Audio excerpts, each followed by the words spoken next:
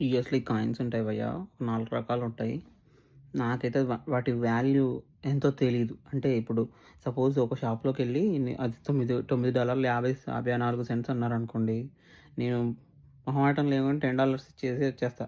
ఎందుకంటే నాకు ఆ చేంజ్ తీసుకొని ఆ చేంజ్ ఇవ్వడం రాదు కరెక్ట్‌గా. ఎందుకంటే ఏదెంతో తెలీదు. ఈరోజు నా దగ్గరికి ఒక చిన్న పాపొచ్చిందనమాట. నా దగ్గర పెన్నీస్, డైమ్స్ ఉన్నవి. కొన్ని అవి తీసుకొని నా దగ్గర నాకు నోట్ ఇస్తావా అని చెప్పింది.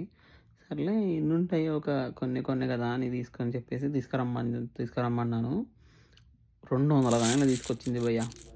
100 కాయిన్లేమో డైమ్స్, 100 కాయిన్లేమో పెన్నీస్.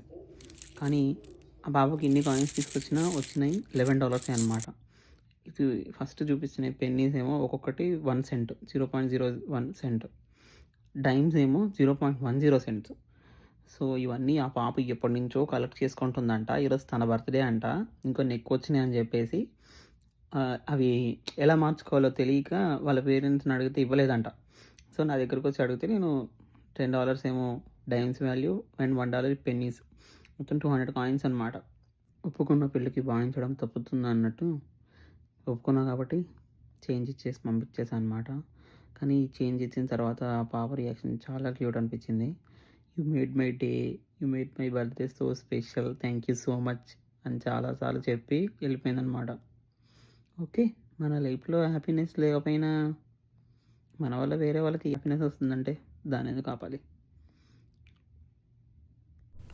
సో, ఇవే ఆ 4 రకాల కాయిన్స్ అనమాట. సో, ఫస్ట్ పెట్టిందేమో డైమ్స్ 0.10 సెంట్స్. సో, సెకండ్‌దేమో క్వార్టర్ 25 సెంట్స్. అండ్ ఇటువైపుదేమో 0.05 సెంట్స్.